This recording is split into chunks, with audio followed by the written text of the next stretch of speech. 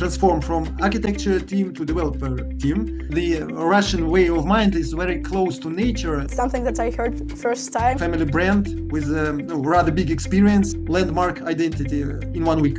Current state of architecture in your country? Where is public spaces? Welcome to another architecture interview on the channel Marchitecture. Our first online interview because we are recording with leading architect of architecture bureau Asadov. They are based in Russia. This is Andrey Asadov. Hello and welcome to our interview. Hello, yes. I think the first couple of questions we would like to ask you are about your personal journey and perspectives. As the leading architect of Asadov, what challenges have shaped your career path the most?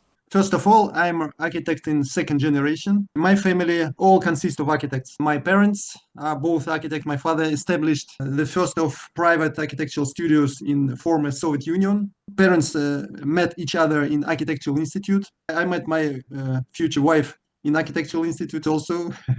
Brother, he's also architect. The wife of my brother is also architect. So everybody, we have like a family business. Feel them like a big family, about 100 of architects, not only architects, with all these specialists that we need. We are working all over Russia, and recent years we came abroad. We start expansion, Middle East region, and looking for other locations. Anyway, we are working with all kind of building types and sizes, from private house up to master plans of the whole cities. All our projects altogether, even that was already finished, so we can collect them like a city itself, like a whole town. What motivated you to continue your family legacy in architecture by leading Asadov, and how has your vision evolved since taking the helm of the practice?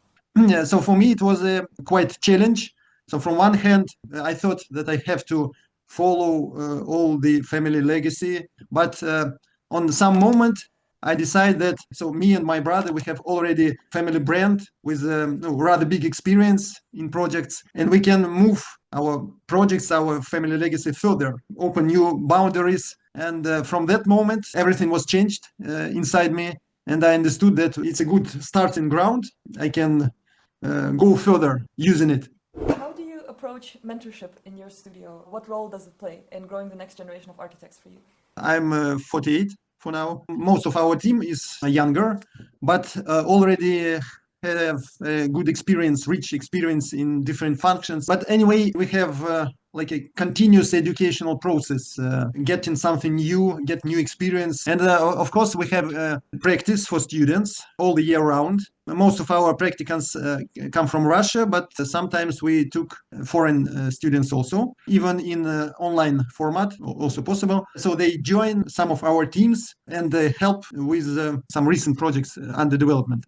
Of course, we are also looking for start skills that have the potential student. Good operation with several design programs such as 3D Max, Revit. So we mostly use Revit and 3D Max like main tools. And of course, inner creativity and modern way of architecture mind. So technical capabilities and like emotional is creative capabilities. And now we are working on separate educational products that will help young architects to develop architectural process in different stages and by themselves, like a practical training. All our tasks we've got from real practice. For example, to make a real concept design stage, so that they prepare by themselves. We consult them, give several advices, and it will be like a separate educational course for young architects. Like involving freelance also for young architects or for interns. It's something that I heard first time in our interview practice, I think. We decided to try online collaboration because we are working all over the Russia. Russia is quite big. Some of students, it's not easy to get to Moscow and to live, and it's rather expensive. That's why we are flexible for such a format also. What are some key differences you're faced when working on international projects compared to the based in Russia? Several years ago, we decided we have a good brand and good reputation and lots of clients, but only inside our country. We decided to start both expansions geographically and functionally. So first, for the geographical way, we opened the world map, and we decided that Middle East could be the most interesting potential region for us because they believe in power of architecture in urban development, sustainable urban products also to create, to inspire the people. In every project, we try to help people realize their own possibilities, dreams. In the Middle East countries, we could understand each other. So we start the development. We need local technical partners to adopt our ideas and our architecture, and they will be interested in us like a creative partner who can make fresh with international experience and with a rich practical portfolio that we have in Russia. And for now, we have several interesting and inspirable projects in the Middle East region. Some of them we made for local developers, some we made together with the Russian that we know each other before.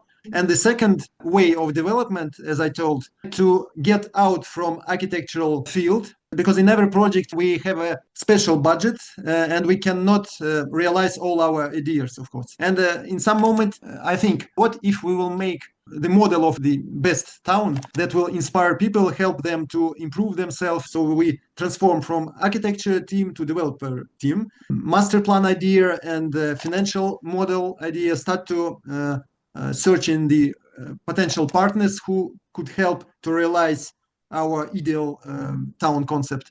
And now we are inside this process also. So we parallel start geographical expansion and like development expansion and get the challenge to realize our own ideas by ourselves. As one of the leading architects in Russia, how do you see the current state of architecture in your country? Russian development and architectural market, it has a good growing tendency. We had a history of architecture in the previous periods, previous times, in 20th century and earlier. We have a rich culture community because there are more than 100 nationalities living in Russia, and understanding each other, it's an important thing.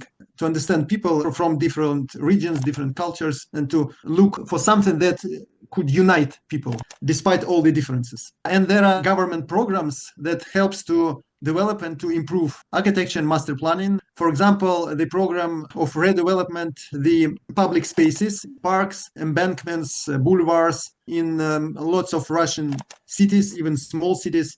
Every year they transform, they make competitions. Any architect could join this competition for a development of the public space in his own city or another city. So there is a constant process. Also, there is a program of redevelopment of housing. Main cities such as Moscow, St. Petersburg, or some other, they have their own programs. For example, in Moscow, we have a special program of renovating of medicine buildings, of educational buildings, schools and kindergartens. Our colleagues made special design codes for a new vision of educational, medicine, sport objects. They start to redevelop existing buildings and to build new one according to these codes. And the level of these codes is rather high, so there is a rapid changes. We see how the urban space is transforming. And of course, the most popular type of architecture is housing. It's growing rapidly in all locations of Russia. Lots of countries have their own vision. For example, in Middle East,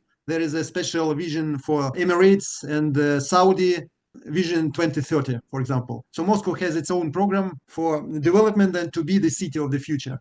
Architectural and urban department in the Moscow government looking for every project, housing, educational, sport, culture, transport buildings, all type of buildings. They looking special for architecture quality, and you have to approve your project through this architectural committee. Every year, the quality and the requirements for architecture, for urban design growing higher and higher. And so any developer should move forward.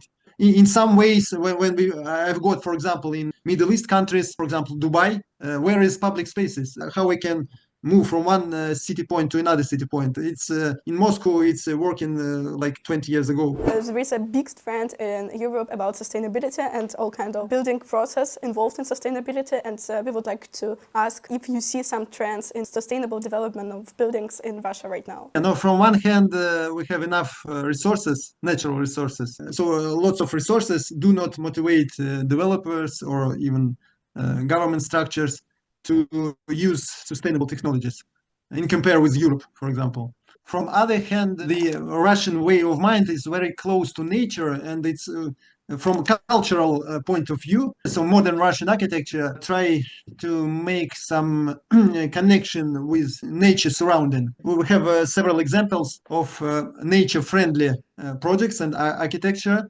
Starting from public spaces, I told already about them. Starting from such a project like Zaryadia. It's a park in this very center of Moscow, near the Kremlin. Of course, in the heart of megapolis, the park should be smarter than only the ground with nature. They made the park like a roof, a big public multifunctional complex, and the roof looking like park with the real greenery, with the trees.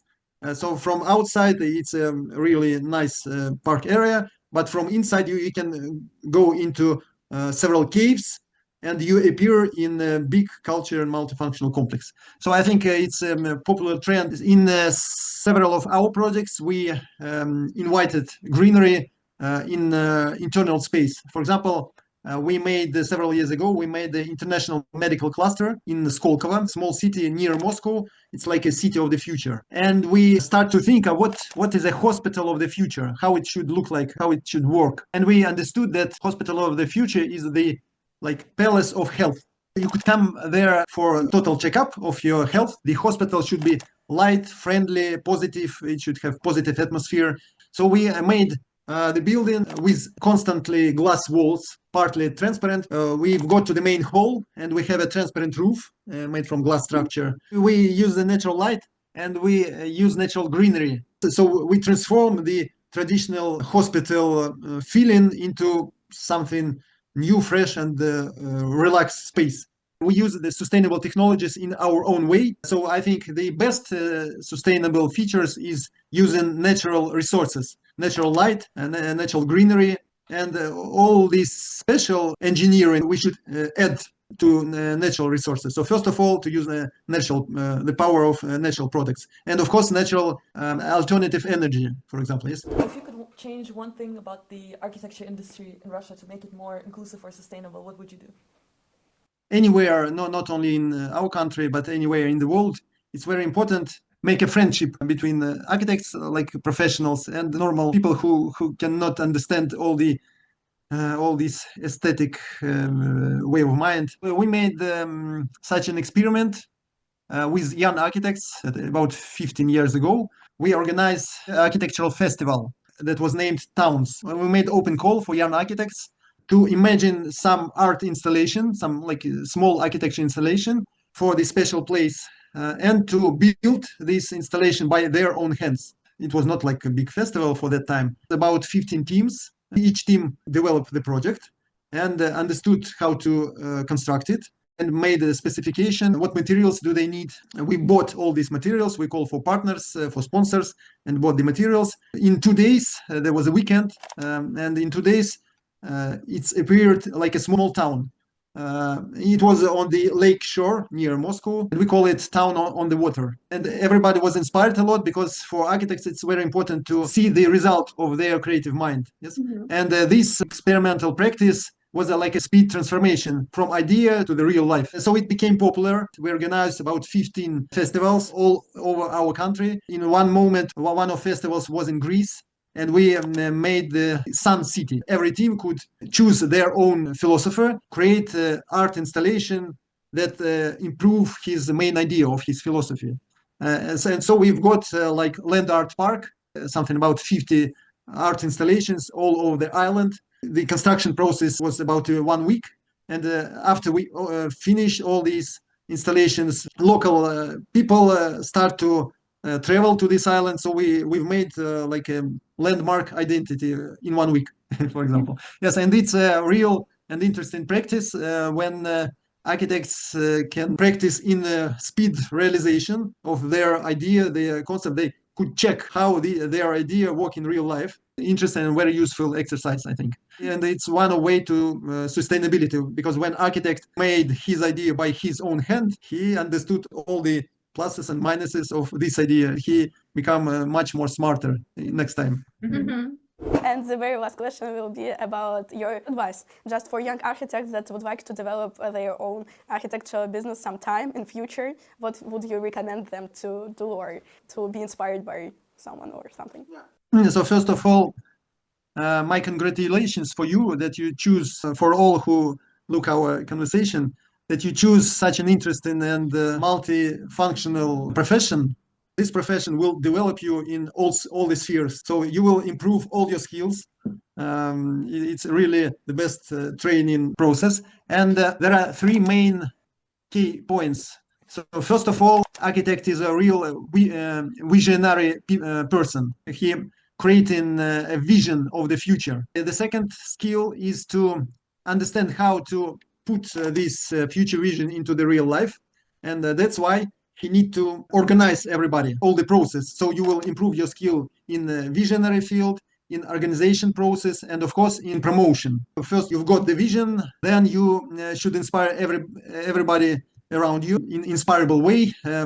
What vision do you have inside? And the third stage is to organize all the process, the project stage, the construction stage, as we do. So before we organized, it's only on project sphere. And now we decide to try the whole development process, look for partners and everything that we need to realize our own mega idea concerning the city of the future. And we are moving that way. Thanks a lot for being here. Thank you so much. It was super interesting to hear your insight, and thank you for being our first introduction to Russian architecture. And everyone else, maybe, if you've never heard of what we're doing over there in Russia. So thank you so much, Andrew.